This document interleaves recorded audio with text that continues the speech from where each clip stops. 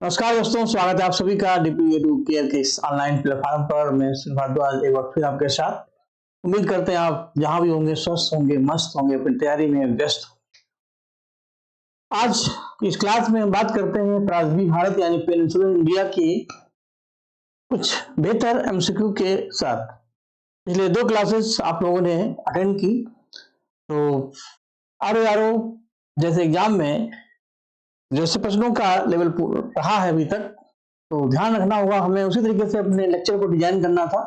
तो सब कुछ ना पढ़ते हुए वो पढ़ो जो एग्जाम ओरिएंटेड है, बाकी चीजें तो आप पढ़ते रहते हैं। तो इसी के आधार पर हमने सीरीज शुरू की थी जहां पर सीक्वेंस वाइज चीजें पूछी जाती हैं। चाहे वो इसी कड़ी में हम लोगों ने हिमालय पढ़ा था, हिमालय के लेयर्स, उनकी सब लेयर्स, तो उत्तर की पहाड़ियां। दक्षिण भारत आए थे, प्रारंभिक भारत में सब कौन कौन सी सीरीज चलेंगी, किस पर्वत श्रेणी की कौन कौन सी उप श्रेणियां हैं, अरावली, विंध्याचल, सतपुड़ा, पूर्वी घाट, इनके कौन कौन से दर्रे हैं। तो उनसे रिलेटेड एक कुछ बेसिक जानकारी हो गई थी और इसी से संबंधित ये एमसीक्यू है। इससे 2 फायदे होंगे, जो हमें आता है वो और बेहतर हो जाएगा, और कुछ ऐसे टॉपिक हैं जो क्लास में नहीं भी हो पाते हैं, एमसीक्यू के माध्यम से हम उनको भी पढ़ लेंगे। एमसीक्यू के बहाना है, इसी बहाने वो सब भी पढ़ाना है। तो मान के चलेंगे इस टॉपिक के बाद हम इस सीरीज से फ्री हो जाएंगे, तो इसी के जस्ट आगे कंटिन्यू नेक्स्ट टॉपिक पर हम एंट्री करेंगे। तो उम्मीद करते हैं आप जुड़ चुके होंगे। शुरू करते हैं। पहला क्वेश्चन, निम्नलिखित में से कौन से नॉर्थ माउंटेन, नॉर्थ माउंटेन का मतलब होता है ग्रंथ पर्वत, ऐसे पर्वत जहां पर कई पर्वत श्रेणियां एक साथ मिली होती हैं। और इसी कड़ी में आपको मैंने पिछले क्लास में बताया भी था कि not of Pamir, not of Nilgiri, not of Annamalai. पश्चिमी घाट एक पृथक माउंटेन सीरीज है और ये तीनों ही नाट है, 1 2 3 इसका सही आंसर होगा। और तीनों के बारे में मैंने आपको समझाया था। आइए थोड़ा सा इसको एक लेक्चर के फॉर्म में समझ लेते हैं। जैसे पामीर नॉट,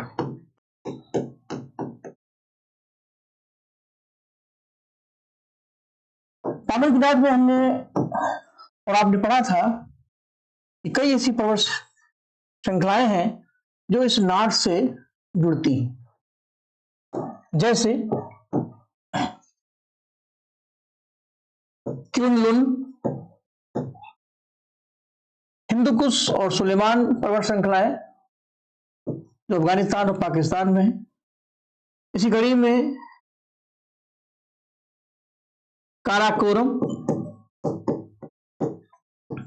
लद्दाख और जास्कर, इन सब का संबंध कहीं ना कहीं इस नॉर्थ सीरीज को माना जाता है। तो इस आधार पर यह है नॉट ऑफ पामीर। इसी में से यह भी प्रश्न बन सकता है कि निम्नलिखित में से कौन सी पर्वत श्रेणी पामीर के नाट से संबंधित है या नहीं है। आगे देखिए, नॉट ऑफ नीलगिरी,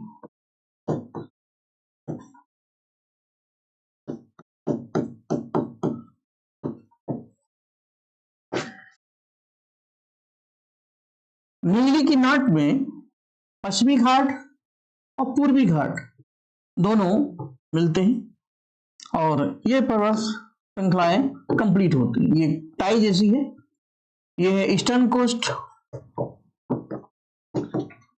ये वेस्टर्न कोस्ट, और दोनों का जंक्शन है नीलगिरी, जिसकी सबसे ऊंची पीक है धोलावेट्टा। ऊटी इसी श्रृंखला में बसा है। तो नीलगिरी की इस नॉट में ये श्रृंखला है। तो निम्नलिखित में से कौन सी पर्वत श्रेणी नीलगिरी ग्रंथ का हिस्सा नहीं है। तो चौथा इनमें से कोई नहीं। और इसी के साथ अन्नामलाई,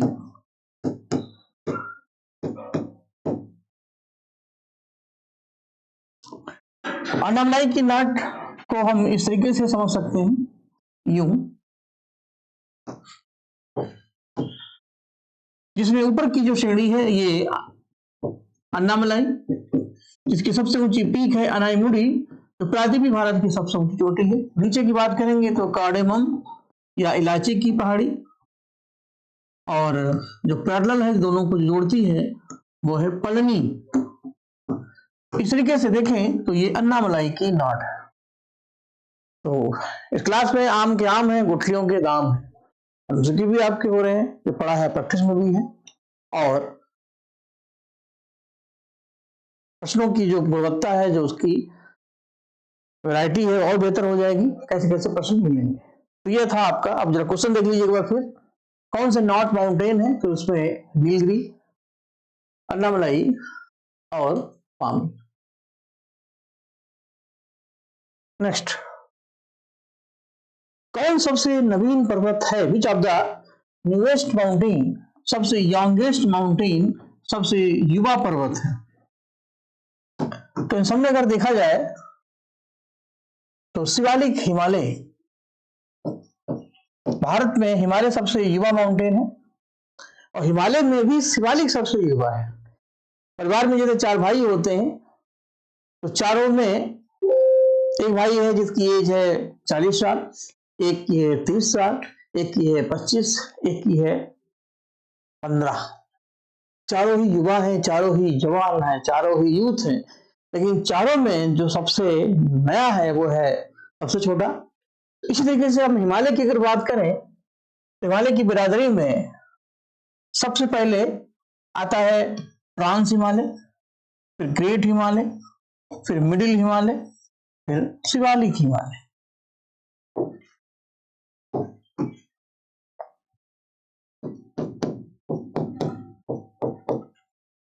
ट्रांस हिमालय, इसको टेथिस हिमालय भी कहते हैं। हिमालय का सबसे पहला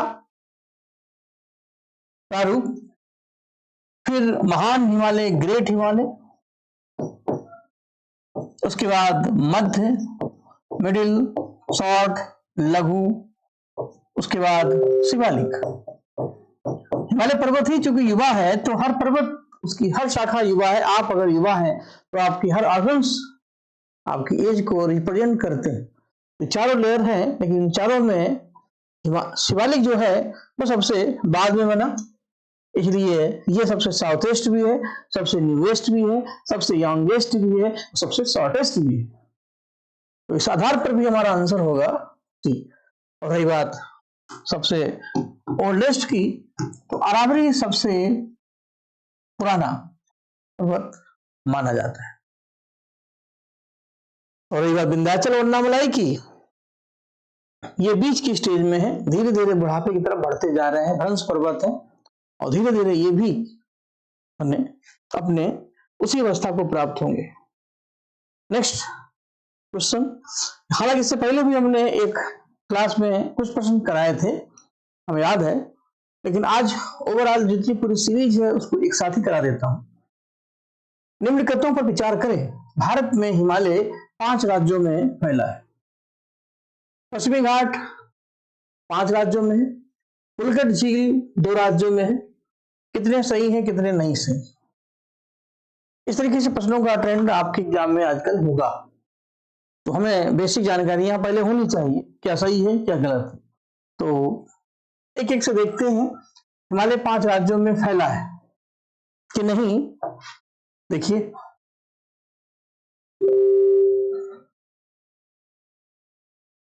ये हमारा हिमालय पर्वत की जो हिमालय की रेंज है, अगर उसकी बात करें तो ये पूर्वोत्तर का क्षेत्र,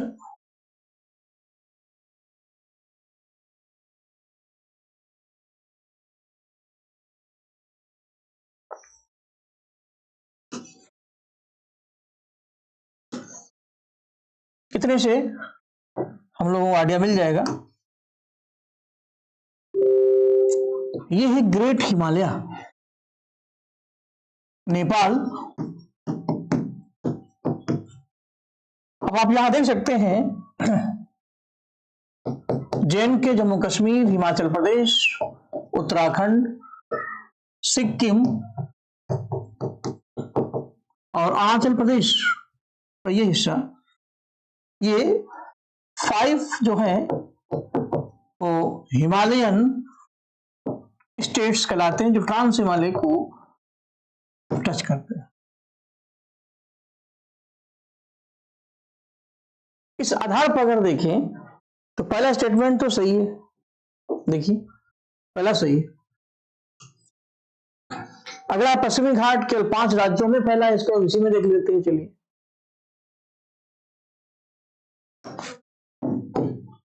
पश्चिमी घाट भारत में अरब सागर के समानांतर है। पश्चिमी घाट, और पश्चिमी घाट की जो सीरीज है वो ये है, और जो राज्य इसको कवर करते हैं उसमें केरल, कर्नाटक, गोवा,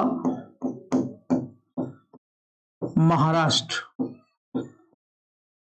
हालांकि यह गुजरात नहीं होगा यहां से यहां तक ऐसे, लेकिन पश्चिमी घाट का जो विस्तार है वो 4 राज्यों में। तो यहां पर ये 5 की जगह 4 होगा। दूसरा क्वेश्चन गलत है। पुलकट झील 2 राज्यों में फैली है। पुलकट झील जो एक लैगून लेक है, और माना जाता है कि ये झील कुछ इस तरीके से है, तो इसका कुछ हिस्सा तमिलनाडु, कुछ हिस्सा आंध्र प्रदेश में पड़ता है। ये आंध्र प्रदेश और तमिलनाडु दोनों को कवर करती है। ये एक लैगून लेक है, तो ये बिल्कुल सही है। तो हमारा आंसर होगा 1 और 3, यानी डी।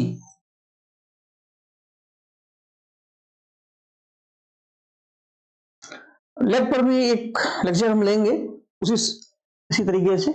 भारत में जितनी भी लेक हैं, जैसे दक्षिण भारत की बात करें, कौन सी ईस्ट में है, कौन सी वेस्ट में है, क्या उनका सीक्वेंस होगा। जैसे चिल्का है, वेम्बनाड है, पुलकट है, कोलेरू है, तो क्या सीक्वेंस में होंगे, इसमें कौन सी लैगून झीलें हैं, लैगून झीलें होती क्या है, इन सभी प्रश्नों पर हम लोगों की नजर होगी। लवणता के आधार पर सांवर झील है, उसी तरीके से आपकी चिल्का झील है खारे पानी के आधार पर, मीठे पानी के आधार पर हमारी डल झील, बुल्लर झील, ये सब झीलें भारत में आ जाती है। इसके अलावा और भी झीलें हैं, जैसे मणिपुर की आपकी लोकटक झील, तो इनसे भी कई अच्छे प्रश्न आपको मिलेंगे।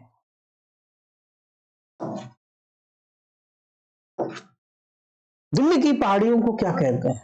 अरावली पर्वत, पिछले क्लास में आपने पढ़ा भी था, तो मैंने बताया भी था कि ये अगर हमारा अरावली माउंटेन है, हर लेक्चर को बाय इमेज समझने की कोशिश करते चले, जिससे क्लैरिटी आपकी स्पष्ट बनी रहे। अरावली पर्वत जो सबसे पुराना पर्वत है, लगभग 800 किलोमीटर, अलग अलग स्टेट में इसके अलग अलग क्षेत्रीय नाम है। कहीं इसको जरगा कहते हैं, हर्षनाथ कहते हैं, दिल्ली के आसपास इसको रायसीना हिल कहते हैं, प्रेसिडेंसी हाउस के नजदीक। तो आंसर होगा ए। जब प्रेसिडेंट के इलेक्शन होते हैं तो पेपर वगैरह में, न्यूज में ये टैगलाइन चलती है कि इस बार रायसीना हिल पे कौन बैठेगा। तो प्रेसिडेंस हिल पे नहीं बैठेगी, लेकिन Raisina Hill the landmark of Presidency House, और Presidency House is the landmark of Raisina Hill. तो इस तरीके से ये दोनों क्वेश्चन बनेंगे। बाकी अरावली पर्वत की सबसे ऊंची पीक जो है वो है गुरशिखर, जो पड़ती है माउंट आबू पर, और इस पर्वत का हमारी क्लाइमेट से बहुत गहरा संबंध है। मानसून का ये डिवाइडर है, और इस पर्वत से जो नदियां निकलती हैं वो हम ड्रेनेज सिस्टम अगले टॉपिक में पढ़ाएंगे, जैसे आपकी माही, बेतवा, बनास, लूनी।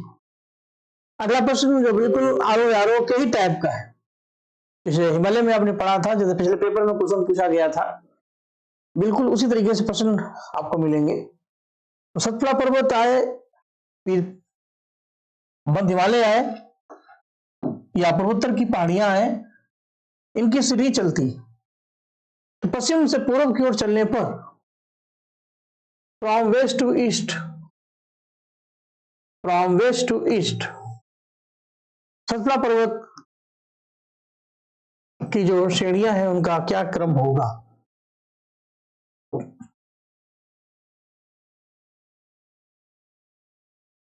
बताइए। जो लोग क्लास में बाद में भी जुड़ेंगे, चाहे वो एप्स पर हो चाहे यूट्यूब पर है, तो कोशिश क्या करिए कि आप कमेंट में अपने आंसर जरूर दें। हम तुरंत आंसर नहीं देते हैं, पहले समझाने की कोशिश करते हैं, तो कोशिश करिए कि आप तुरंत रिप्लाई दें। इससे क्या रहेगा, आपकी जो सक्रियता है वो दिखेगी। कभी कभी क्या होता है, कमेंट के लिए हम भी तरस जाते हैं कि आपका कमेंट ना करना फीडबैक को निगेटिव बताता है। पता चलता है कि आपका कोई रिस्पॉन्स ही नहीं है। खाना बहुत मेहनत से कोई बनाए, तो आपने पेट भर के खाया भी या नहीं खाया, या आपने कोई बोला ही नहीं, बस खाए गए चुपचाप चले गए, तो वो सुनने को तैयार है, भैया क्या कैसा लगा, कुछ कमी हो तो बताएं, अच्छा हो तो भी आगे के लिए हम और बेहतर कर लें। No comment, no response, no feedback. Message तो भेजा लेकिन नीली बत्ती जली नहीं। तो इसलिए कोशिश करिए कि अब इसका जो भी आंसर है तो आप तुरंत पूरा ABCD कर सकते हैं। इससे क्या रहेगा कि वो आपको कमेंट भी रहेंगे और सक्रियता भी रहेगी। फिलहाल हमारा काम समझाना है कि पश्चिम से पूर्व की ओर चलने पर सतपुड़ा पर्वत की अगर हम बात करें तो जो हो चुका है वो भी रिवाइज हो जाएगा, और इसी से प्रश्न के आधार पर उनकी पकड़ भी समझ में आ जाएगी। राजपीपला, सतपुड़ा, महादेव और मैकाले। इसमें सतपुड़ा ऑप्शन में नहीं है, लेकिन बी आंसर हमको बिल्कुल सही दिख रहा है। सबसे महत्वपूर्ण महादेव मैकाले, इनकी सबसे ऊंची पीक है धूपगढ़, जो महादेव में है धूपगढ़, जो सतपुड़ा पर्वत की सबसे ऊंची चोटी है। और मेघालय की अमरकंटक, जो मेघालय की सबसे ऊंची है लेकिन सतपुड़ा की दूसरी सबसे ऊंची चोटी है। और इसी अमरकंटक से दो नदियां निकलती हैं, जो हमने पिछले क्लास में आपको बताया था। फिर एक बार सोन नदी, जो गंगा की सहायक नदी है, जो उत्तर की ओर चली जाती है विंध्याचल पर्वत के पैरेलल, और एक नदी जाती है आपकी पश्चिम की तरफ, दैट इज कॉल्ड नर्मदा। तो नर्मदा और सोन कह सकते हैं जुड़वा बहने हैं, जिनका बहाव अलग अलग दिशा में है, जिनका विवाह अलग अलग डायरेक्शन में हुआ। एक अरब सागर में मिल जाती है, एक गंगा में समा जाती है। इस तरीके से कई प्रश्न इसमें जाने जाने हमको मिलते रहते हैं। अगला प्रश्न, दक्षिण भारत की सबसे ऊंची पीक्स पर, इस पर भी हमने क्लास ली थी कि अनाईमुडी दक्षिण भारत की सबसे ऊंची चोटी है। धोडा बेट्टा दक्षिण भारत की दूसरी सबसे चोटी थी। ये चीजें अपडेट होती रहती हैं, तो इस समय top 3 peaks of south India, दक्षिण भारत की 3 सबसे ऊंची चोटी की अगर हम बात करें तो उसमें नंबर 1 पर है अनाईमुडी,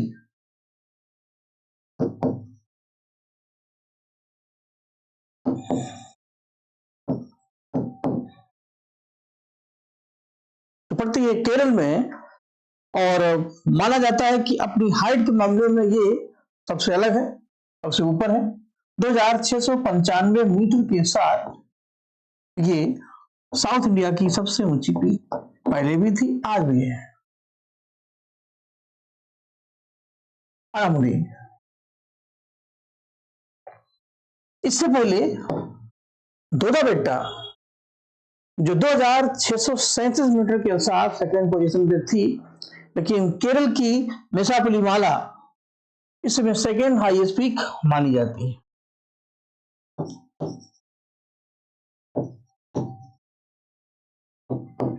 मेषापुली माला 2640 मीटर, ये भी है केरल में।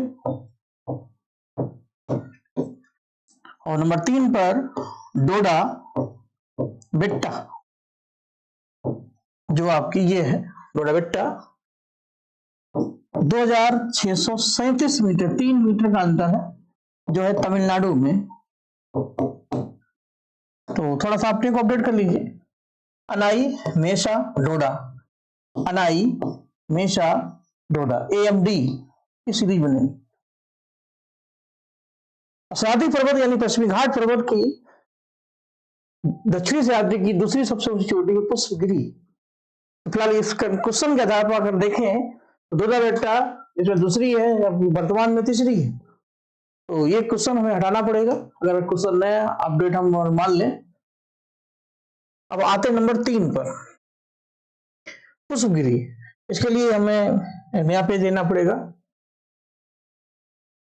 तो ये आंसर बताना ही उद्देश्य नहीं है, समझ के समझ को समझो, समझ समझना एक समझ है। तो कोशिश ये करनी है कि चीजें थोड़ी सी समझ में भी आए।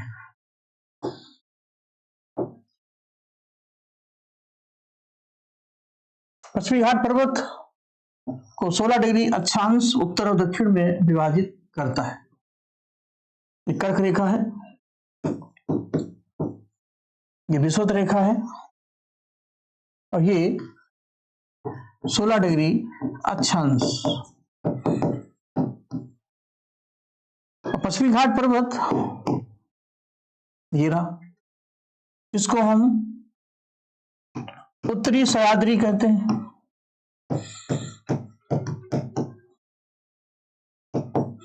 और इसको हम दक्षिणी सह्याद्री कहते हैं। उत्तरी सह्याद्री में महाराष्ट्र और गोवा ये 2 राज्य आते हैं। दक्षिणी सह्याद्री में कर्नाटक और केरल आते हैं। ठीक, अब पीक की बात करें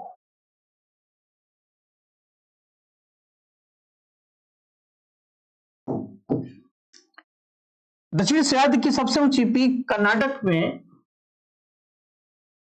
जो है वो 2 है। उत्तरी सह्याद्री की तो सबसे ऊंची पीक महाराष्ट्र में भी 2 है।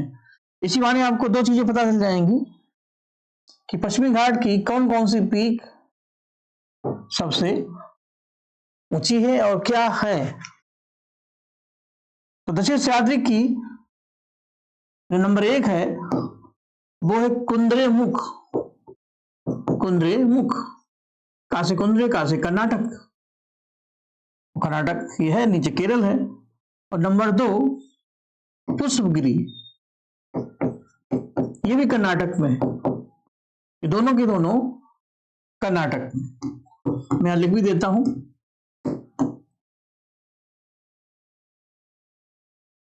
पूरे पश्चिमी घाट में सबसे ऊंची पीक है कुद्रेमुख।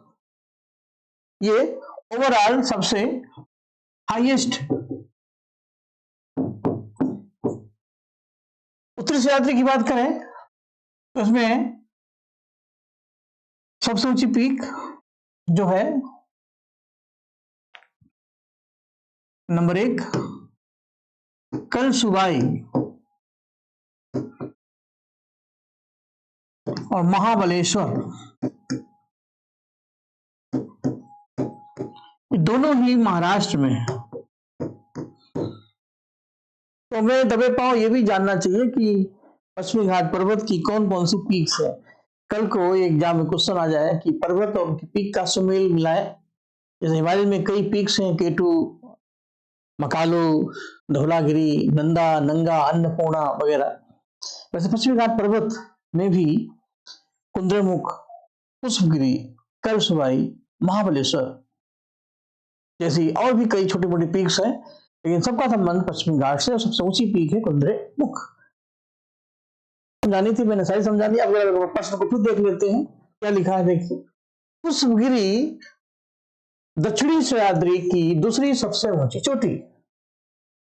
जो बिल्कुल सही है, क्योंकि आपने क्या पढ़ा, पुष्पगिरी दक्षिणी सह्याद्री की दूसरी सबसे ऊंची चोटी।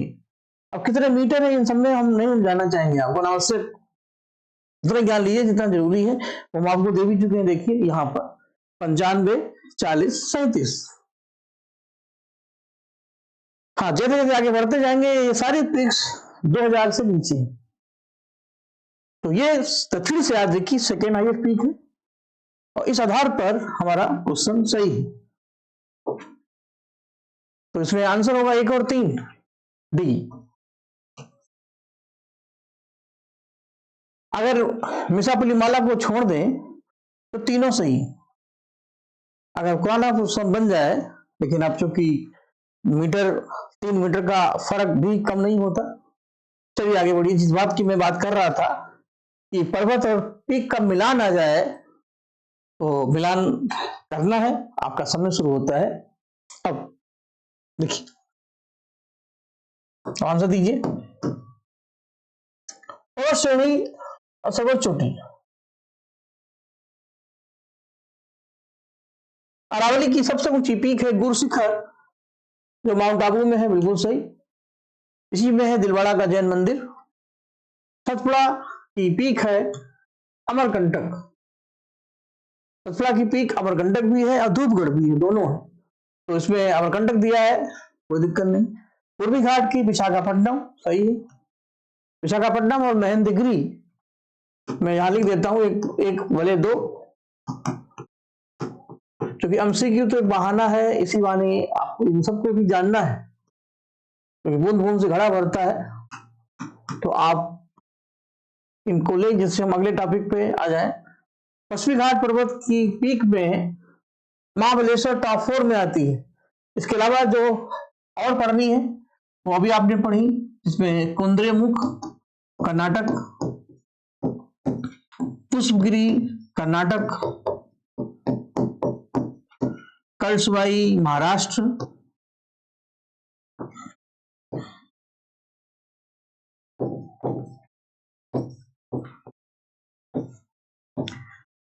महाबलेश्वर,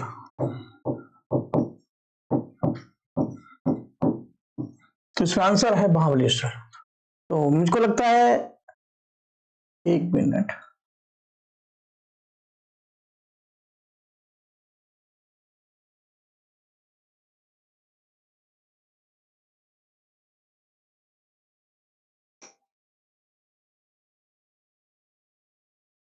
यहां इस प्रश्न को दो तरीके से हम समझ सकते हैं। यहां पर क्वेश्चन ध्यान दिया, पूछा है हाईएस्ट पीक। हाईएस्ट पीक में हमें नंबर 1 पीक को ध्यान रखना है, और हमने जो भी आपको समझाया वो ये समझाया कि किस पर्वत में कौन कौन सी पीक हैं। अरावली में गुरुशिखर, अरावली में गुरुशिखर है, सिंगल है, ठीक। बाकी ये भी है। अब यहां मैच तो कर रही है, लेकिन अब कौन सा मैच कर रहा है, तो उस अनुसार अगर हम चले तो आंसर हमारे चेंज हो जाएंगे। अरावली की सबसे ऊंची पीक गुरुशिखर है, बिल्कुल सही। सतपुड़ा की सबसे ऊंची पीक जो है वो धूपगढ़ है, नंबर 1। नंबर 2 है अमरकंटक। क्योंकि हमें नंबर में रहना है, नंबर 1, तो ये हट गई, तो नंबर 1 है धूपगढ़। पूर्वी घाट की सबसे ऊंची पीक है विशाखापट्टनम, ये सही है। दूसरी है महेंद्रगिरी, ये नंबर 1, ये नंबर 2।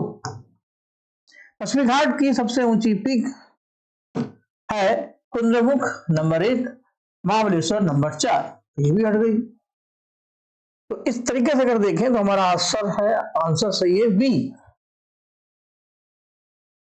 लेकिन फिर भी हमें प्रैक्टिस करते समय ये जरूर ध्यान रखना है कि किस पर्वत की कौन कौन सी पीक्स हैं। क्लास जो भी 2 हमने लिए उसमें मैक्स चीजें हमने बताई भी थी, कुछ लेयर भी पीक्स, तो कुछ बातें जो नहीं भी हो पा रही हैं क्योंकि समय कम है, तो इस बहाने भी हो जाएंगे। जब ड्रेन सिस्टम पढ़ाएंगे तो एक नदी का डिटेल नहीं कर पाएंगे, आप ही जानते हैं, लेकिन तरीके सिखाएंगे कैसे आपको पढ़ना है। फिर जब प्रैक्टिस करेंगे तो ढेर सारे प्रश्न हो जाएंगे, जैसे आपका अभ्यास मस्ट है, और ये आपके आगे भी काम आएगा। पीसीएस का रिजल्ट आ चुका है, जिनका हो गया है, जो प्रीलिम्स के लिए मेंस के लिए क्वालिफाई हुए, उनको हार्दिक बधाई। लेकिन कुछ कारणों से चूक हो गई, आप वो विजेता बने या रह गए तो उसका मतलब नहीं जिंदगी थम सी गई। एक नई ऊर्जा के साथ फिर आगे बढ़े और अपनी तैयारी को हम आरओ के पेपर पर ले आए और अगला जो पीसीएस आने वाला है उसके लिए तैयार हो जाए। उसके लिए अलग से कुछ नहीं पढ़ना है, इसी ट्रैक पर चलते रहो, कारवा बनता जाएगा। पर्वत श्रेणियां और वो किन चट्टानों से बनी हैं, आगे एक क्लास हम इसकी भी लेंगे कि भारत में जो जो रॉक्स हैं उनमें कौन कौन से खनिज पाए जाते हैं और किस रॉक से कौन से पर्वत बने। पृथ्वी की रचना के दौरान अलग अलग समय पर चट्टानों का विकास हुआ, चाहे आर्कियन चट्टान हो चाहे टर्सरी की चट्टान हो, क्योंकि कोई भी चीज है, मिट्टी है चाहे पत्थर है, ये खनिजों के समूह होते हैं, कंपाउंड्स ऑफ मिनरल्स। तो इस आधार पर हिमालय है वो तृतीय की चट्टान से बना और गंगा के जो मैदान है वो क्वार्टरली एज में बने। तो पुरानी चट्टान है आर्कियन चट्टान, जो भारत में धारवाड़ की चट्टान, हड़प्पा की चट्टान, विंध्य की चट्टान, इनकी कई अलग अलग सेक्शन है। तो फिलहाल पश्चिमी घाट का संबंध धारवाड़ की चट्टानों से है, क्योंकि ये चट्टानें अपने फॉसिल्स के लिए तो नहीं, ये अपने खनिजों के लिए, धातुओं के लिए जानी जाएंगी। तो धारवाड़ की चट्टान में सबसे अधिक मेटल्स पाए जाते हैं, सोना, लोहा, इसके लिए फेमस है। धारवाड़ कर्नाटक का एक जिला है। बाबा बुदन की पहाड़ियां, चिकमंगलूर की पहाड़ियां, हट्टी कोलार यहीं पर है। पूर्वी घाट का संबंध है हड़प्पा की चट्टान से, और पूर्वी घाट पर्वत बनने के पीछे की जो कहानी है वो यही मान लेते हैं, इंग्लैंड प्लेट जो अफ्रीका से अलग हुई तो उसका एक हिस्सा समुद्र में डूबा हुआ, धीरे धीरे नदियों का विकास हुआ, समुद्र के मलबे से, नदियों के अवशेषों से जो भी बालू, मिट्टी, कचरा, अवसाद थे वो कलेक्ट होते गए। उसी कंपाउंड से आपके घर के पीछे एक जमीन हो और डेली आप उसमें कूड़ा डालना शुरू कर दें। मोहल्ले में अगर 10-20 लोग रहते हैं, 2-2, 4-4 पन्नी डालेंगे और करते करते करते करते कूड़ा वाला ना आए तो देखेंगे साल 6 महीने में आपके घर के पीछे कूड़े का एक पहाड़ खड़ा हो जाएगा। और जब दबाव बनेगा तो उनके अंदर केमिकल चेंजेज आएंगे, तो वही चीज कई रासायनिक परिवर्तन होंगे, इस तरीके से हम समझ सकते हैं। तो इसीलिए पूर्वी घाट की चट्टानें जो बनी वो हड़प्पा की चट्टानें हैं। इन चट्टानों में आपको सोना, चांदी, लोहा, अभ्रक तो नहीं मिलेगा, लेकिन क्या मिलेगा, वो पदार्थ जो निक्षेप हैं समुद्र के, पानी के और नदियों के, जिसमें चूना पत्थर, बलुआ पत्थर, ये सब मिलता है। इसलिए ये इसके लिए जाने जाते हैं क्योंकि इन दोनों चट्टानों में अवसाद है, क्योंकि इन दोनों में जीवाश्म है, फॉसिल्स हैं। इसलिए इन चट्टानों में विंध्य की चट्टान, सतपुड़ा विंध्य की चट्टान से बना, लेकिन दोनों चट्टानों में चूना पत्थर है तो मार्बल होगा, बलुआ पत्थर, सैंडस्टोन, लाइमस्टोन, नमक, जिप्सम, साल्ट, सेंधा नमक, ये सब मिलता है। और हिमालय टर्सरी की चट्टानों से बना, और इन चट्टानों में नेचुरल गैस और पेट्रोलियम पाया जाता है। इसी कड़ी में एक चट्टान और है जिसका जिक्र यहां नहीं है, वो है धारवाड़ की, सॉरी, गोंडवाना। इन चट्टानों में भारत में सबसे अधिक बिटुमिनस कोल मिलता है, जो सबसे ज्यादा भारत में लगभग 94% के आसपास मिलता है कोयला। गोंडवाना अपने कोयले के लिए फेमस। तो इतना आप लाल भी रखिए और इसका आंसर होगा सीधा सीधा 1 2 3 4 यानी ए। बाकी जो जानकारी थी वो आपके लिए कम नहीं है। पर्वत श्रेणियां और नदियां, नदी वाला सेक्शन अभी चूंकि होना है, लेकिन कोई पर्वत होगा तो उसमें नदियां भी होंगी, गर्त भी होंगे, पठार भी होंगे, प्लेट्स भी होंगे, हिल स्टेशन भी होंगे। तो जैसे जैसे आगे बढ़ते जाएंगे हमें वैसे वैसे प्रश्न मिलते जाएंगे। तो किस पर्वत का ओरिजिन में कौन सी नदी निकलती है? तो हिमालय से झेलम नदी, शिवालिक हिमालय से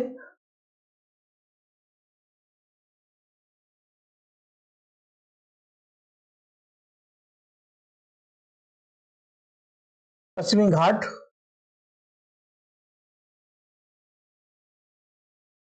श्री कृष्णा,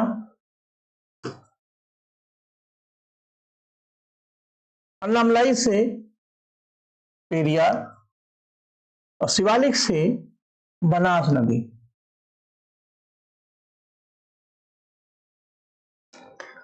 ये सीक्वेंस होगा। ट्रांस हिमालय से सिंधु, सतलज, ब्रह्मपुत्र। तो ग्रेट हिमालय से गंगा, यमुना, घाघरा, गंडक, कोसी जैसी नदियां। तो मध्य हिमालय से झेलम, चिनाब, रावी, व्यास। और शिवालिक हिमालय से हिंडन, बनास, हिंडन, टोन्स जैसी नदियां वो है शिवालिक हिमालय से निकलती। तो इसमें आंसर देखिए क्या होना चाहिए, 1 का 3 मिल गया, बी आंसर। भारत में कौन सी पर्वत श्रेणी केवल एक राज्य में फैली है? अच्छा क्वेश्चन है। Single state, only one state. Aravalli, Ajanta, Satpura, Sahyadri. तो कोशिश करिए इसका आंसर देने की।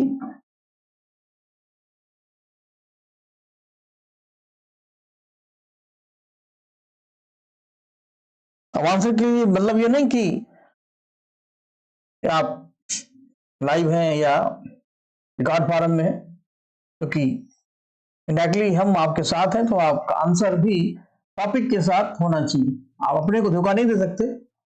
तो इन चारों पर्वत श्रृंखलाओं को समझते हैं।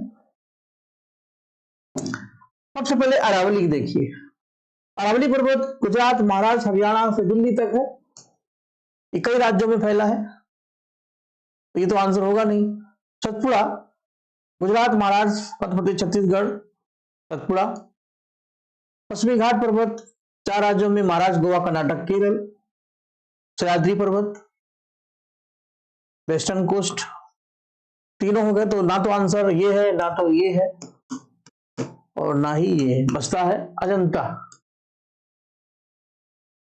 अजंता की पहाड़ियां महाराष्ट्र में है।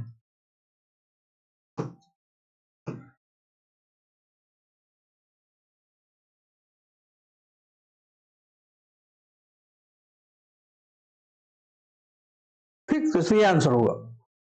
प्राचीन भारत में हमने बताया था कि अलग अलग रीजन में अलग अलग पठार हैं, जहां पर कई उच्चावच हैं। जैसे महाराष्ट्र का पठार ये है, कर्नाटक का पठार ये है, दंडकारण्य आंध्र प्रदेश का पठार ये है, और तमिलनाडु का पठार ये है।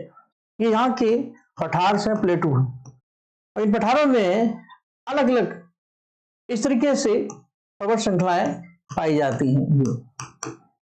तो आप इनको ध्यान रखें कि अगर महाराष्ट्र है तो महाराष्ट्र की जो हिल्स हैं, स्टेट वाइज अगर पूछा जाए तो कुछ नाम हम यहां पर मेंशन करते हैं, जैसे अजंता, जैसे हरिश्चंद्र, सतमाला और बालाघाट।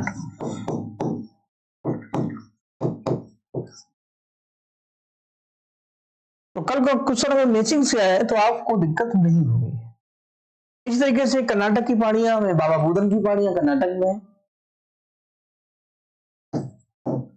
छोटी छोटी बातें आपको ध्यान रखनी होंगी जिस तरीके से पेपर आ रहे हैं। बाबा बुदन कहाँ रहते हैं? तो वो हैं कर्नाटक में। इसी तरीके से बाबा बुदन की पहाड़ी और इसी में आप जाएंगे तो चिकमंगलूर, हल्टी वो प्लेस मिल जाएंगे, मुलानगिरी, मुल्कानगिरी यहाँ पर आ जाएंगे। तो ये बाकी तमिलनाडु की जो हिल्स है वो चाहे अनायमुडी हो, अन्नामलाई हो, पलनी हो, कार्डेमम हो, वो हम लोग अलग से ही पढ़ रहे हैं। तो इस आधार पर इसको समझना है। तो उसमें आंसर होगा सी। अगला प्रश्न आपके आरओ एग्जाम के, टीचर के एग्जाम के ही लेवल का है। इसमें सीरीज को पूछा गया, उत्तर से दक्षिण की ओर चलने पर, उत्तर से दक्षिण की ओर चलने पर भारत के पवन श्रृंखलाओं का सही क्रम क्या होगा। तो पहला लेक्चर लिया था तो हमने शुरुआत यहीं से की। जैसे दर्रों की बात करें तो कराकोरम से सिमकोटा तक, पवन श्रृंखलाओं की बात करें तो काराकोरम लेयर से या हिमालय से नागरकोइल की पहाड़ी तक। तो इसी तरीके से अगर देखें तो जो सीरीज बनेगी उसमें सबसे पहले शिवालिक, क्योंकि ये हिमालय है, तो हिमालय के बाद आएंगे तो हमको मिलेगा विंध्य, अरावली तो साइड में रह जाएगा, ये अरावली हो गया। विंध्य के नीचे सतपुड़ा, सतपुड़ा के बाद इधर पश्चिमी घाट है, इधर पूर्वी घाट है, ये दोनों सलामी देंगे साइड से। फिर दोनों जहां मिलेंगे तो आ जाएगा नीलगिरी। तो अगर हम सीक्वेंस में देखेंगे तो हमारा अगला हो जाएगा नीलगिरी। नीलगिरी के नीचे पलनी, अन्नामलाई की सीरीज है,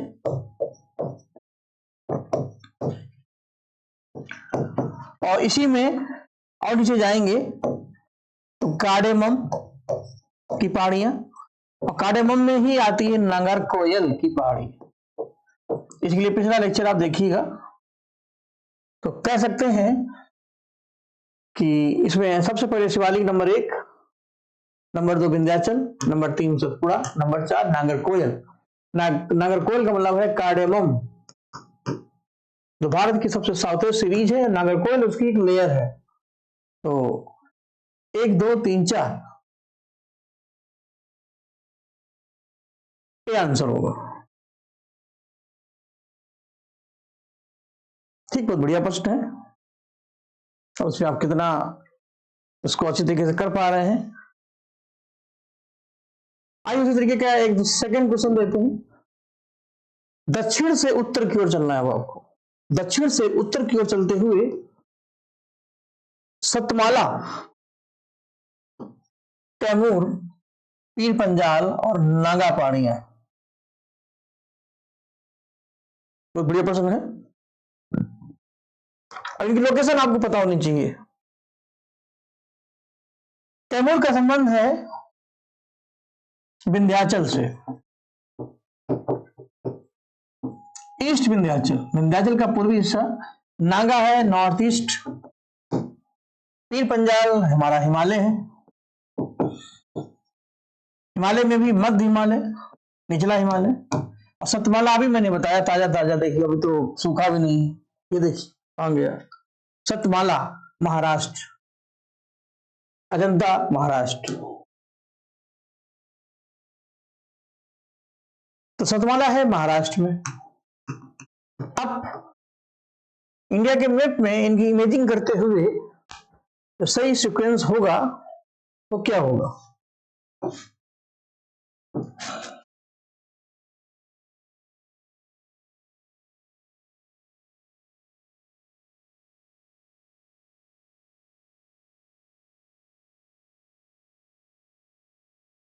आइए देखते हैं। पूछा गया है दक्षिण से उत्तर, दक्षिण से उत्तर। तो दक्षिण में सबसे पहले हमें मिलेगा इसमें महाराष्ट्र, सतमाला,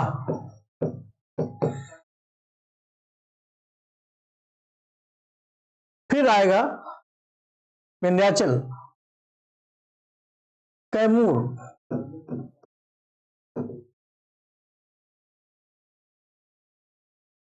इसके बाद नागा, ये नागालैंड है, नागा। और फिर है पीर पंजाल हिमालय।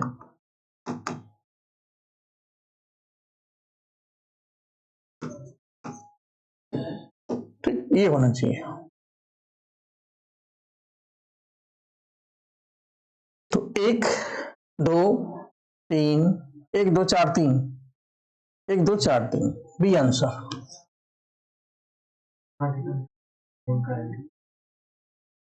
ठीक है, तो उम्मीद करते समझ में आया होगा। अगला प्रश्न देखिए। घाट हमने पिछले सेकेंड लेक्चर में पढ़ाए भी थे और अब उनको बना लेते हैं। इनका सीक्वेंस आया तो मैंने बताया था, थाल सजाकर तुम्हें पूजने भोर को पाल जी सिनकोटा गए थे। वैसे ना याद रहे तो टीबीपीएस टोपी हटा दो, बन जाएगा आईबीपीएस। ठीक, अब थाल घाट मुंबई को उत्तरी महाराष्ट्र से जोड़ता है, भोर घाट मुंबई को दक्षिणी महाराष्ट्र से जोड़ता है, पाल घाट कोचीन को कोयम्बतूर से जोड़ता है, सिनकोटा तिरुवनंतपुरम को मदुरई से जोड़ता है। तो 1 का 3 मिल गया, सी आंसर। लेकिन खाली आंसर पर दिमाग ना लगाएं, समझ के समझ को समझें। समझना एक समझ है और मेरे हिसाब से इसमें कोई नासमझ नहीं है, तो समझदार है, समझदारी बनने की तरफ अग्रसर है। चलिए, निम्नलिखित उच्चावच आकृतियों पर ध्यान दें। Consider the following Heights mountain. Option में दिए हैं महादेव, मैकाले, छोटा नागपुर और खासी की पहाड़ियां। क्वेश्चन पूछा गया है पश्चिम से पूरब, पश्चिम से पूरब। इतनी प्रैक्टिस आपकी करा दे रहे हैं कि क्वेश्चन अगर आए तो आप लगे कि वही है वही है वही है और यही है यही है यही है। तो पश्चिम से पूरब क्यों चलना है? महादेव, मैकाले, छोटा नागपुर, खासी की पहाड़ी। इसके लिए हमें मैप की मदद लेनी पड़ेगी, इससे सही तरीके से आंसर हम लोग निकाल सकें। तो इसीलिए फिगर वाइज आप लोगों ने पढ़ा भी था, हमने पढ़ाया भी था। अब देखिए पश्चिम से पूरब क्यों चलेंगे।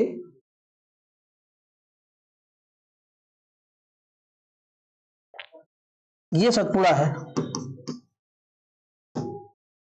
सतपुड़ा पर्वत में राजपीपला, सतपुड़ा, महादेव, मैकाले। तो ये है महादेव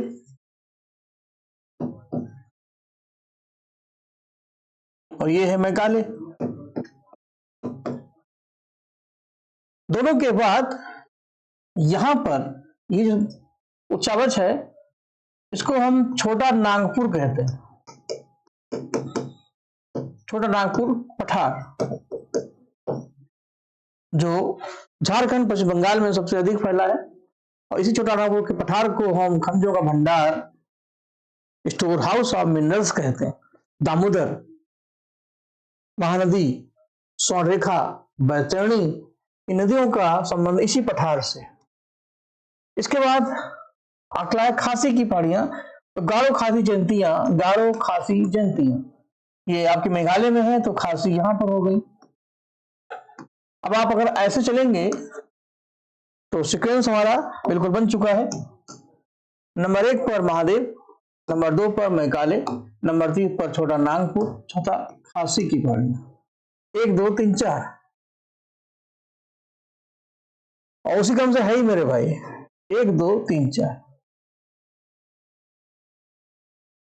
हमें ये पता होना चाहिए खासी का मतलब है उत्तर भारत, छोटा नागपुर का मतलब है वेस्ट बंगाल एंड झारखंड, और महादेव मैकाले सतपुड़ा पर्वत की रेंज, जहां से मैकाले खत्म होता है।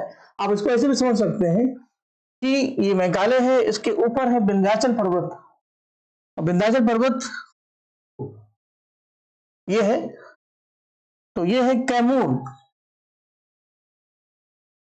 तो कैमूर विंध्याचल पर्वत की पूर्वी श्रेणी है और ये है मैकाले, इधर छोटा नागपुर। ठीक है।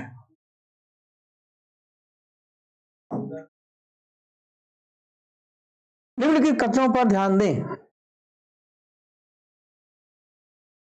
ध्यान दीजिए, सतपुड़ा एवं अजंता की पहाड़ियों के बीच के क्षेत्र को हम खानदेश कहते हैं। भारनेर, कैमूर और पारसनाथ विंध्याचल पर्वत की पर्वत श्रेणियां हैं। मेघालय पठार का सर्वोच्च शिखर नोकरेक है। मलयगिरी का पर्वत श्रेणी चंदन के वृक्षों के लिए प्रसिद्ध है।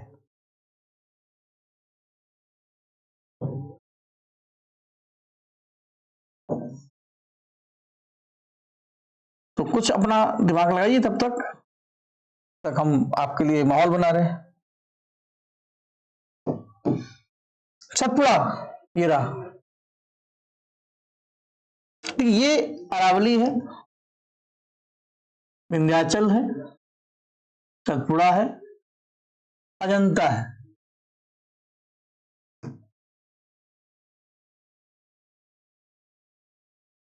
अरावली, विंध्याचल, सतपुड़ा, अजंता।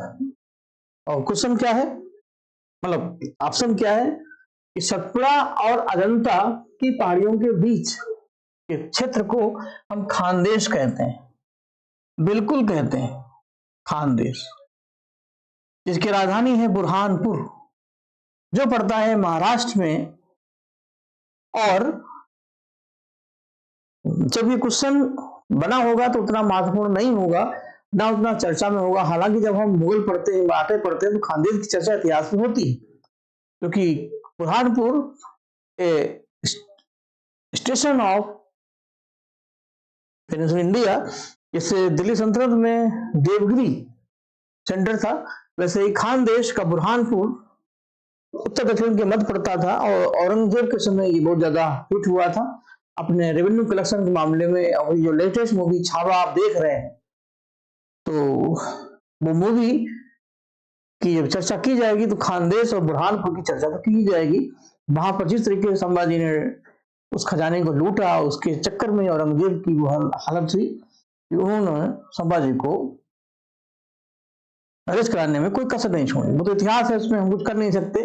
जो जैसे जैसे होना है वैसे वैसे होता है, लेकिन हम सीख सकते हैं इतिहास से, और उनको याद कर सकते हैं। वो लोग जो अतीत के पन्नों में खो गए, जाने जाने दोबारा बाहर निकले। तो खानदेश वही है, तो ये बिल्कुल सही है। एक चीज मैं और आपको बताना चाहता हूं, अगर आप थोड़ा सा इंटरेस्ट लें तो इंटरेस्ट का ही पूरा खेल है। भूख अगर लगी है तो खाने में पढ़ने में मजा भी आएगा। अरावली और विंध्याचल के बीच के क्षेत्र को हम मालवा कहते हैं। अरावली और विंध्याचल के बीच को मालवा के, कल को ये भी क्वेश्चन आ जाएगा कि अरावली विंध्याचल के बीच के क्षेत्र को मालवा का पठार कहते हैं। बिल्कुल सही है।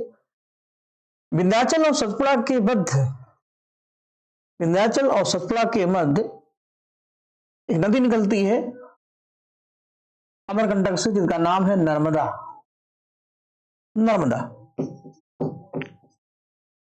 तो नर्मदा नदी का जो बहाव है तो विंध्याचल और सतपुड़ा के मध्य है, जो साफ साफ दिख रहा है। बाकी पूरे ड्रेनेज सिस्टम जो पढ़ाएंगे तब ये काम वहां कर लेंगे, अभी हर चीज लिखेंगे तो दिक्कत आप समझिए। उसी तरीके से सतपुड़ा पर्वत के ऊपर नर्मदा नदी बहती है, सतपुड़ा के नीचे जो घाटियां हैं उससे सोन नदी बहती है। दोनों ही रिफ्ट वैली रिवर है, तो ढाल के कारण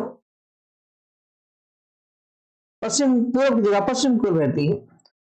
तो छत्तीसगढ़ की पहाड़ियों से सोन नदी निकलती है, जो सतपुड़ा और अजंता के बीच से बहती हुई अरब सागर में गिरती है।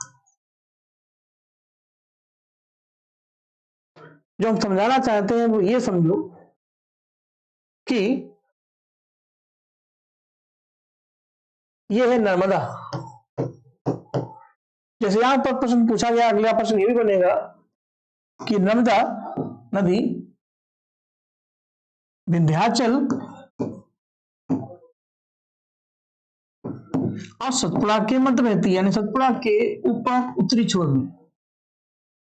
इसी तरीके से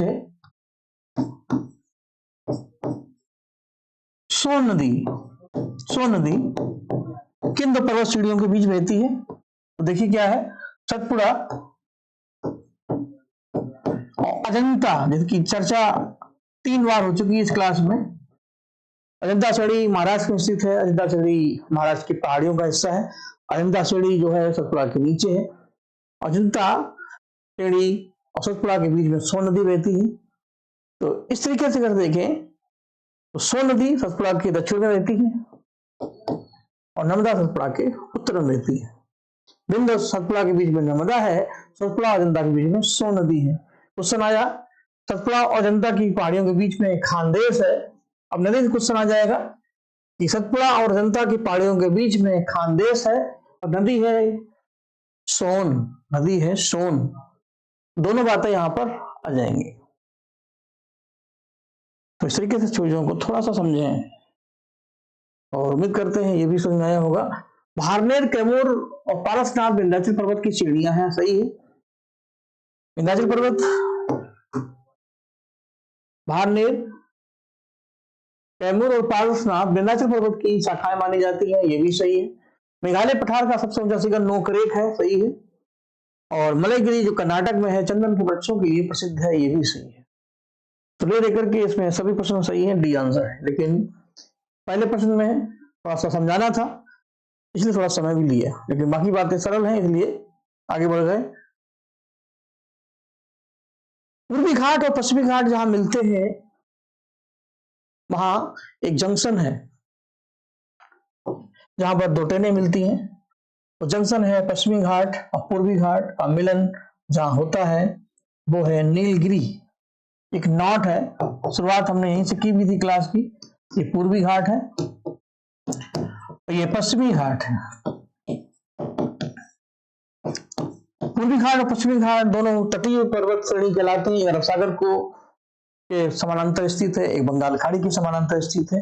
दोनों पर्वत जहां पर ज्वाइंट होते हैं वो नीलगिरी। नीलगिरी एक नॉट है, इसका आंसर होगा नीलगिरी। भारतीय उपमहाद्वीप बेसिकली इस कॉन्टिनेंट्स का भूखंड का पार्ट था जिसे कहते थे। और मैंने जो रॉक्स आपको समझाई थी तो बताया था गोंडवाना में भारत में सबसे ज्यादा 94% से अधिक कोयला पाया जाता है। तो बेसिकली इंडिया जो है हमारा पेनिनसुलर इंडिया है वो गोंडवाना लैंड का पार्ट था। और इसको हम इस तरीके से समझा सकते हैं, अभी हमारे पास कुछ मिनट है। स्टार्टिंग में अगर हम पृथ्वी की विकास की अवस्था देखें तो ये हमारी अगर अर्थ है तो इसमें एक कॉन्टिनेंट्स था और चारों तरफ पानी था। ये था पैंथालाशा सी और ये था पैंक्रियाज जो एक स्थल है, भूखंड था।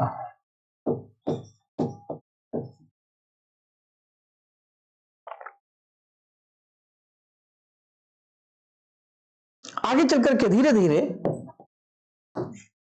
अलग अलग दौर में पृथ्वी का विकास होता गया। तो जो पैंक्रियाज लैंड है वो दो भागों में डिवाइड हो गया। कुछ इस तरीके से समझने की कोशिश करें और जटिल प्रक्रिया इसको हम इजी करने की कोशिश कर रहे हैं। एक के दो हो गए, इनके बीच में धीरे धीरे कुछ गैप बनने लगे। तो माना जाता है कि एक गैप बना, जब गैप में जब इनके बीच में गैप बनेगा तो समुद्र का जो पानी है बीच में भरेगा, ये बन गया टेथिस सी, टेथिस सागर। ऊपर का जो हिस्सा है इसको अंकारा कॉन्टिनेंट्स कहते हैं और नीचे वाले को गोंडवाना कॉन्टिनेंट्स कहते हैं। आज विश्व में जितने भी कॉन्टिनेंट्स हैं, महाद्वीप हैं, वो जो उत्तर की तरफ है वो अंकारा लैंड से है, दक्षिण में है वो गोंडवाना लैंड से। गोंडवाना लैंड का मतलब आप ये भी समझ सकते हैं, इसी गोंडवाना लैंड में आज का अफ्रीका कॉन्टिनेंट्स रहा होगा, साउथ अमेरिका कॉन्टिनेंट्स इसी से जुड़ा है, ऑस्ट्रेलियन प्लेट भी इसी के साथ ज्वाइंट रही होगी, इंडियन प्लेट का हिस्सा ये, और प्रायद्वीपीय अरबियन पठार और अंटार्कटिका कॉन्टिनेंट्स का भी कुछ ये हिस्सा। इस पूरे को जोड़ दें तो ये गोंडवाना परिवार है। हम साथ साथ हैं कि भूमिका पर। धीरे धीरे अंकारा लैंड में आज का यूरोप, नॉर्थ अमेरिका और एशिया शामिल है। धीरे धीरे जो इंडियन प्लेट है वो यहां से सेपरेट हो जाती है, अलग हो जाती है, और इनके बीच में एक अलग अलग डायरेक्शन है, कोई अलग अलग डायरेक्शन में ये सब मूवमेंट करते हैं। और यही वजह है कि इंडियन प्लेट जब नॉर्थ ईस्ट की तरफ मूवमेंट हुई तो आगे चल करके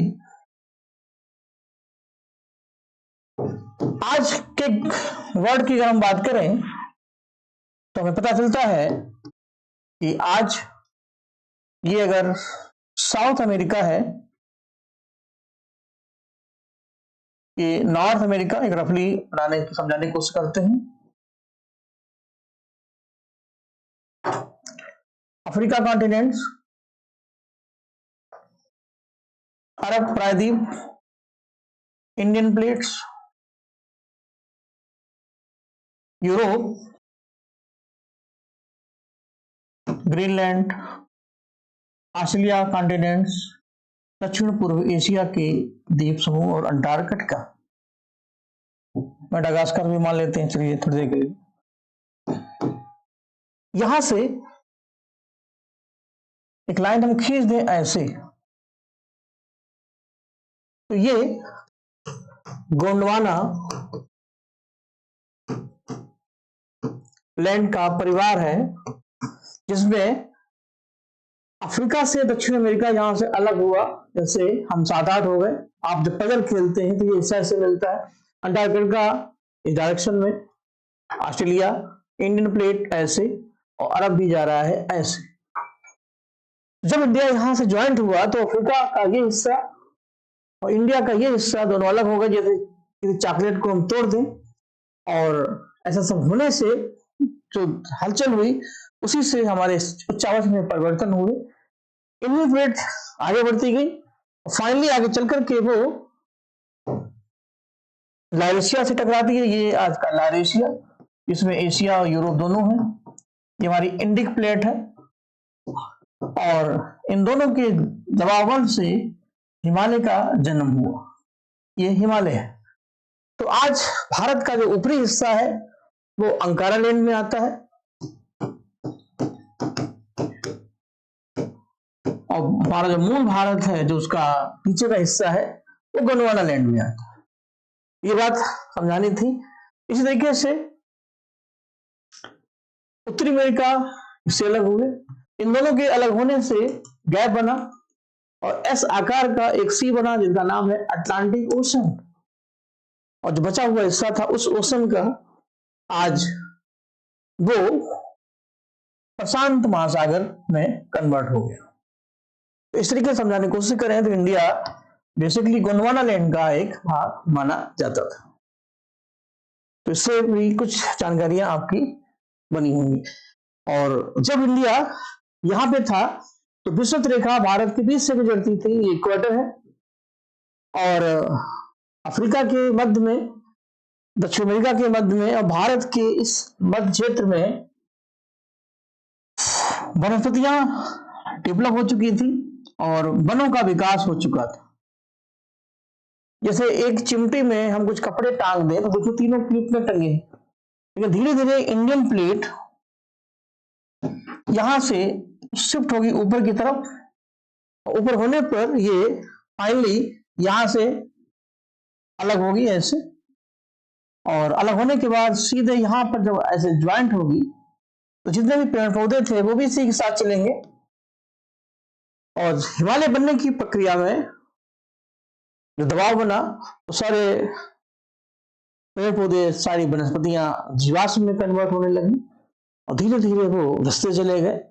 आज भारत के इस हिस्से में जब हम माइनिंग करते हैं, खुदाई करते हैं, तो हमें आज देखिए गोंडवाना का मतलब यहां हुआ, गोंडवाना के समय का वो भारत जब यहां पर गोंडवाना समय की वनस्पतियां रही होंगी, आज इस क्षेत्र में ये पूरा एरिया गोंडवाना का अगर है, तो जब यहां पर नदियों का विकास हुआ तो महानदी गोदावरी, पेन्नारू, महानदी, सोन, दामोदर। इन नदियों के किनारे किनारे जब हम माइनिंग करते हैं तो हमें 94% कोयला मिलता है। तो ये भारत में कैसा कोयला है? गोंडवाना कोल, क्योंकि गोंडवाना की वनस्पतियों से बनने वाला कोयला है, इसलिए जहां गोंडवाना होगा वहां कोयला तो होगा ही। चलिए, अभी पश्चिम से पूर्व की ओर चलने पर, ये तो क्वेश्चन हो चुका है, रिपीट हो गया, कोई बात नहीं। पश्चिम से पूर्व की ओर चलने पर राजपीपला, महादेव और मैकाले, बी आंसर।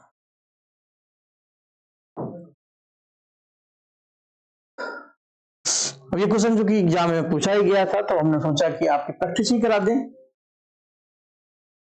उत्तर से दक्षिण की ओर चलने पर इन दर्रों का क्या क्रम होगा? टीबीपीएस, टीबीपीएस। थाल, भोर, पाल, सिंह। थाल, भोर, पाल, सिंह। 1 4 2 3, 1 4 2 3, डी आंसर होगा।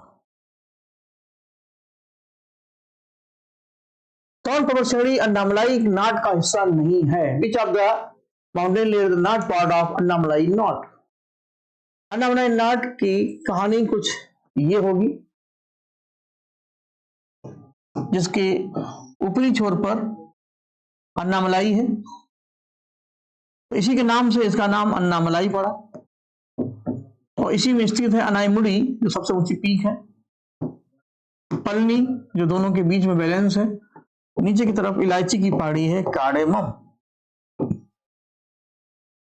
तो इसका आंसर नीलगिरी होगा।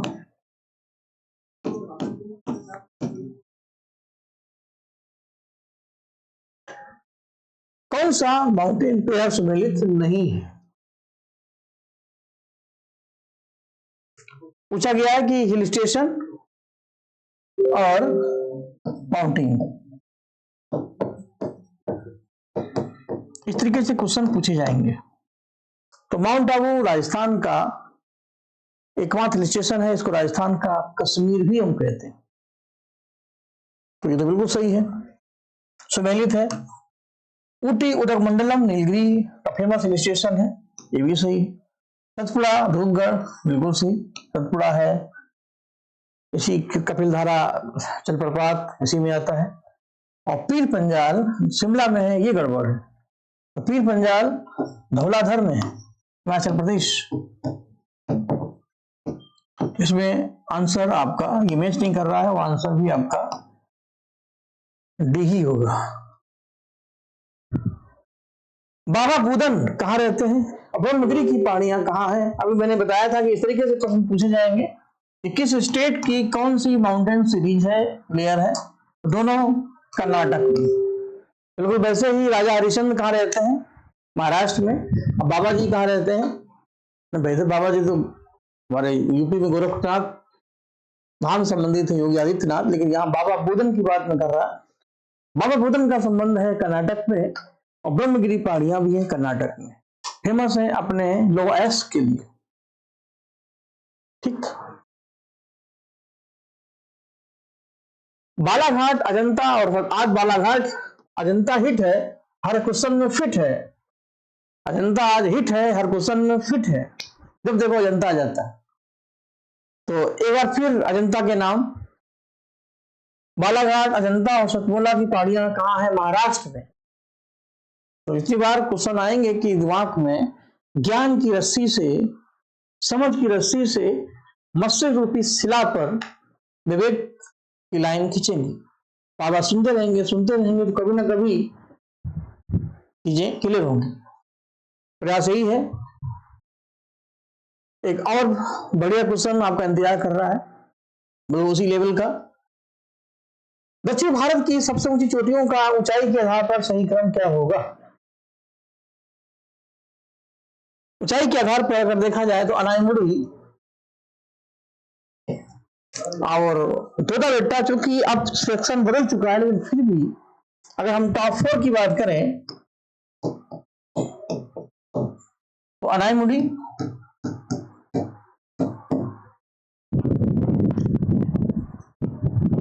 सीमा मलाई,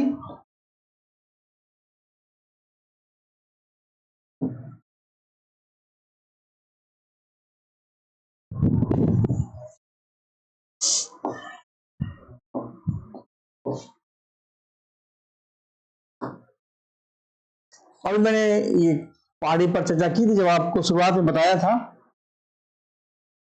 मीसा पुलिमाला,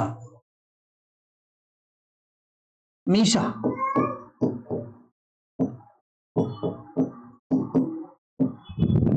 दोदाबेट्टा, कुंद्रेमुख। अब यहां पर ये ऑप्शन में नहीं है, नहीं है तो नहीं है, तो कोई बात नहीं, क्वेश्चन भी डिलीट किया तो क्वेश्चन भी डिलीट हो गया, ये हमने ध्यान नहीं दिया, लेकिन कोई बात नहीं, डिलीट करने में वो फाइल ही गायब हो गई। लेकिन हमें ये पता है कि आंसर में अनाईमुडी, मीसापुलीमाला, दोदाबेट्टा और कुंद्रेमुख। ऑप्शन में अगर मीसापुली नहीं है तो हमारा आंसर हो जाएगा 1, 3, 4, 1, 3 और 4। ठीक है, कोई बात नहीं। सह्याद्री पर्वतमाला किसको कहते हैं? हालांकि हमको नहीं लगता कि इसमें कोई दिक्कत है कि पश्चिमी घाट पर्वत को सह्याद्री पर्वत कहते हैं। 16 डिग्री अक्षांश इसको उत्तर और दक्षिण दो भागों में विभाजित करता है, ध्यान रखिएगा। और एक बार फिर आपके पास पर्वत और पर्वत श्रेणियां, इसको मिलाइए, मैच द फॉलोइंग।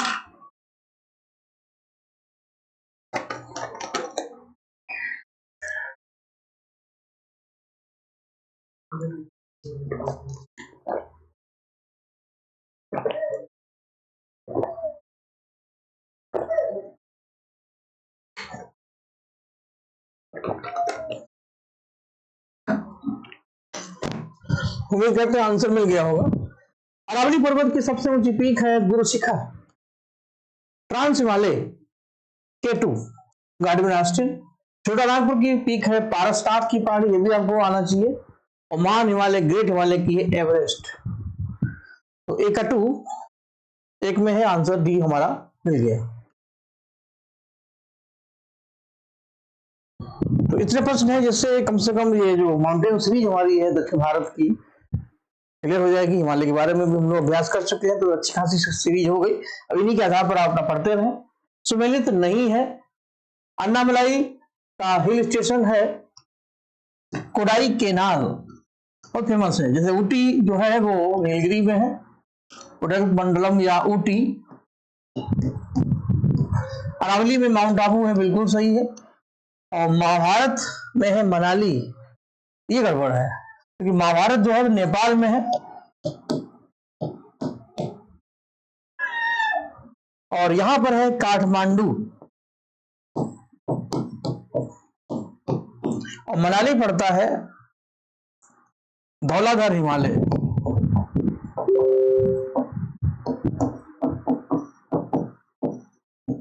ठीक, तो इसमें डी गलत है, यही सही है। कौन सा दर्रा नीलगिरी और अन्नामलाई को बीच में स्थित है? तो इसमें थाल घाट, घोड़ घाट, पाल घाट। पाल घाट दर्रा अगर ये है तो ये दर्रा अन्नामलाई पहाड़ी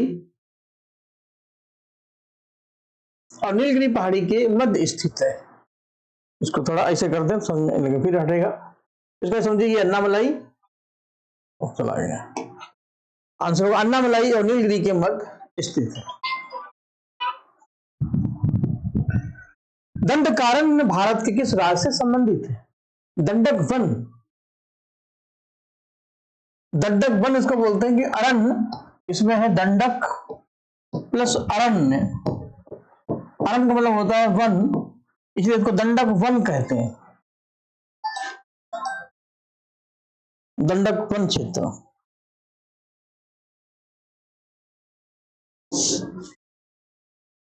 ये क्षेत्र वो क्षेत्र है जब रामायण काल में सीता जी को खोजते खोजते राम दक्षिण भारत पहुंचे, और इन वनों में ही उनकी मुलाकात बारिश सुग्रीव और हनुमान जी से होती है। तो हम कह सकते हैं कि तेलंगाना आंध्र प्रदेश का ये जो एरिया है ये है दंडक कारण्य, दंडक वन। आज भी यहाँ पर रामायण काल के अवशेषों के प्रमाण मिलते हैं। इसकी लोकेशन तेलंगाना, आंध्र प्रदेश, उड़ीसा क्षेत्र में पाई जाती है। तो भारत के किस भाग में स्थित है? तो उत्तर पूर्व, पश्चिम, दक्षिण, उत्तर में तो है नहीं, पूर्व में है नहीं, पश्चिम में है नहीं, कहाँ है? मध्य है, क्योंकि ये मिडिल में पड़ता है। तो आंसर होगा सी।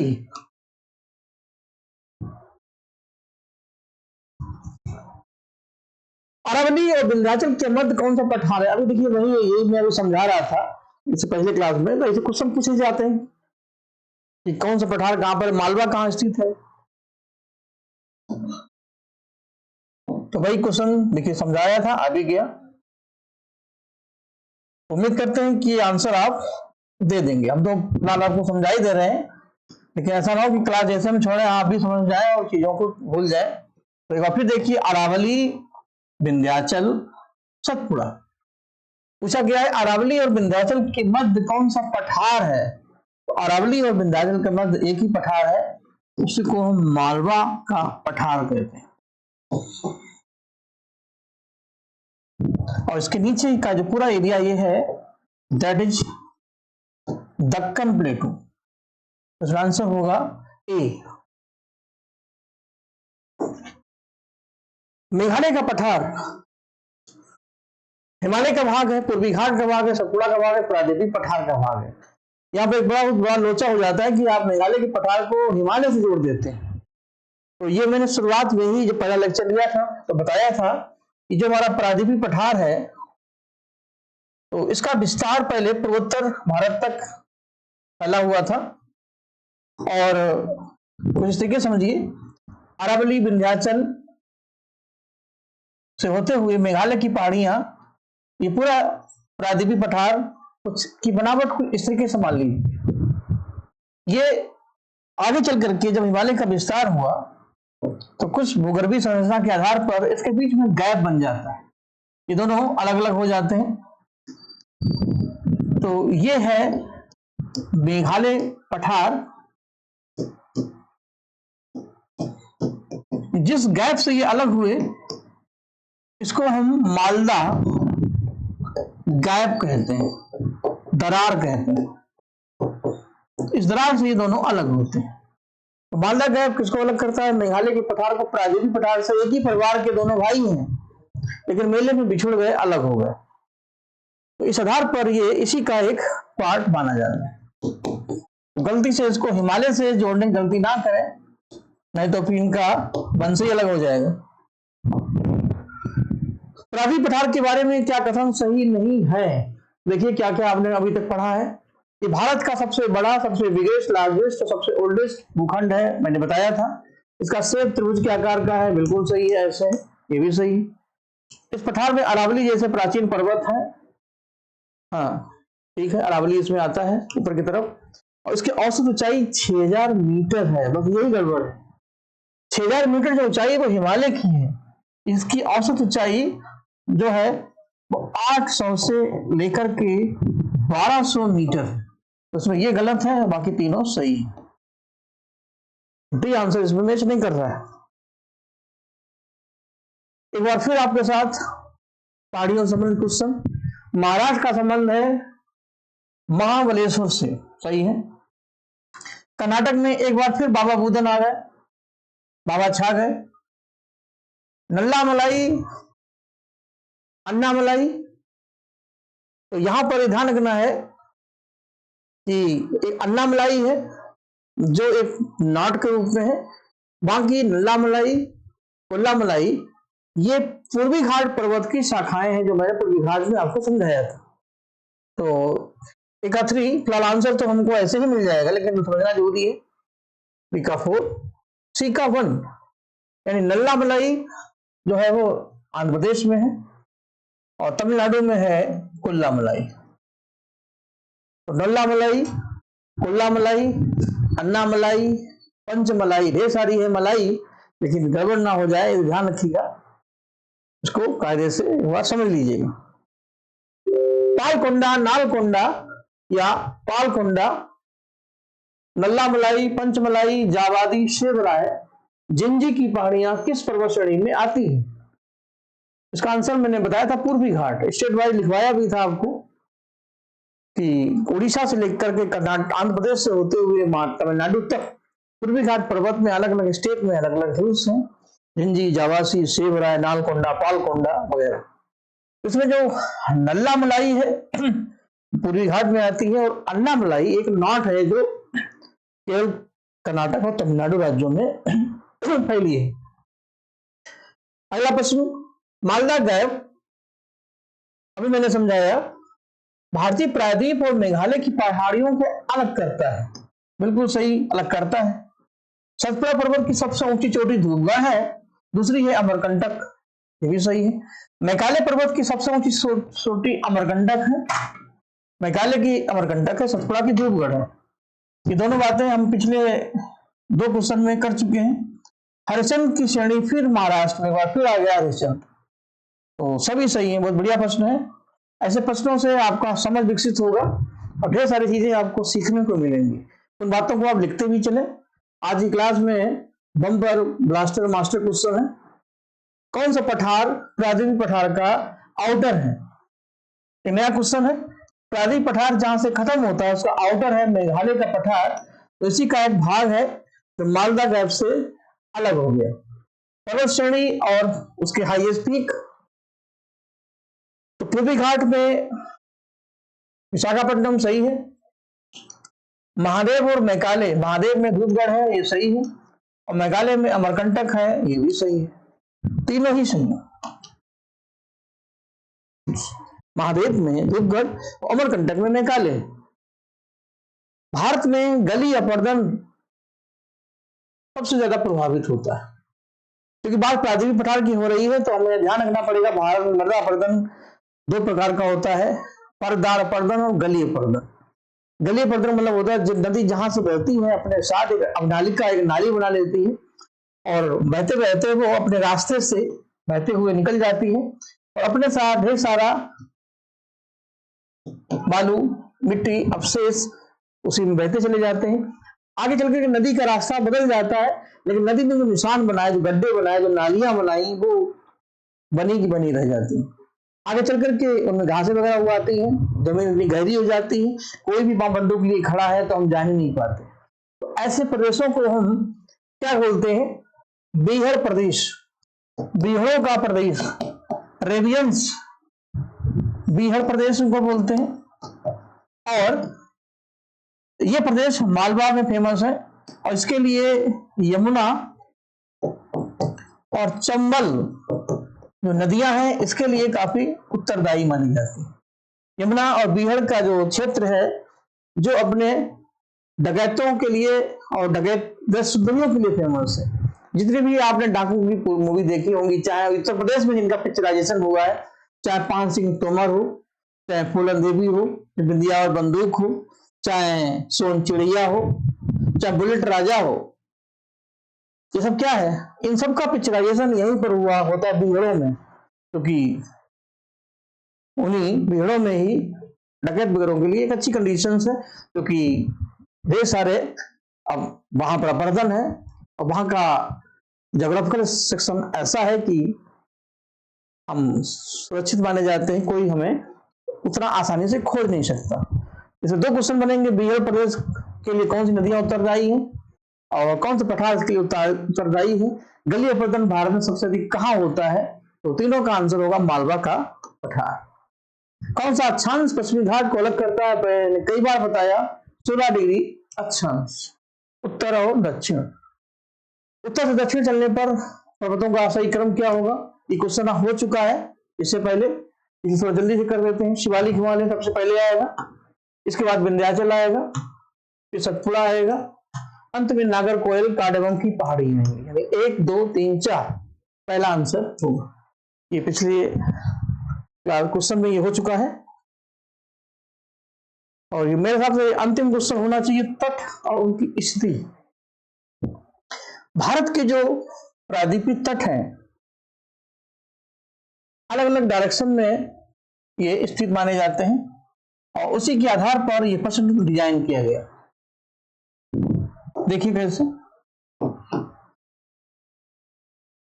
अगर हम डायरेक्शन का चार्ट ऐसे बनाए, ये नॉर्थ ईस्ट, ये साउथ ईस्ट, ये नॉर्थ वेस्ट, ये साउथ वेस्ट, इस आधार पर अगर हम देखें, अब तटों को देख लें तो ये हो जाएगा कोंकण, ये हो जाएगा मालाबार, ये हो जाएगा कोरोमंडल और ये हो जाएगा उत्तरी सरका,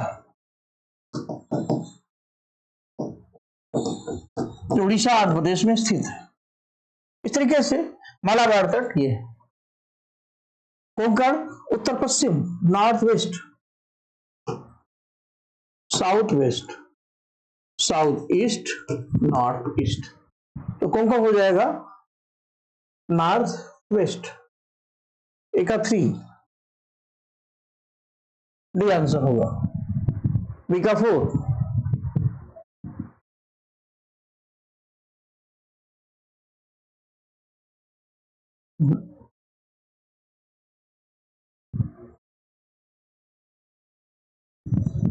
साउथ वेस्ट, हाँ सही है, बी आंसर होगा, मिल जाएगा। तो आज की क्लास में हमने पूरी कोशिश की प्राचीन भारत के कॉन्सेप्ट को समझाने की, ट्रिक के साथ बताने की, प्रश्नों के साथ जो आपने पढ़ा है उसको पुनरावृत्ति कराने की। अब आपने क्या खोया, क्या पाया, क्या समझा, क्या और संभावनाएं हैं सीखने की, तो जरूर कमेंट करें और अधिक से अधिक इसको शेयर करें, लोगों को भेजें, उनके लिए जो कुछ बनना चाहते हैं आरओ से लेकर के पीसीएस तक, क्योंकि रास्ता एक जैसा है, बस चलना है और उसमें आगे की ओर बढ़ते रहें। इन्हीं सारी बातों के साथ फिर अगली मुलाकात होगी किसी अच्छे टॉपिक के साथ। तब तक के लिए जय जय, सभी लोगों को धन्यवाद। जय हिंद, जय भारत।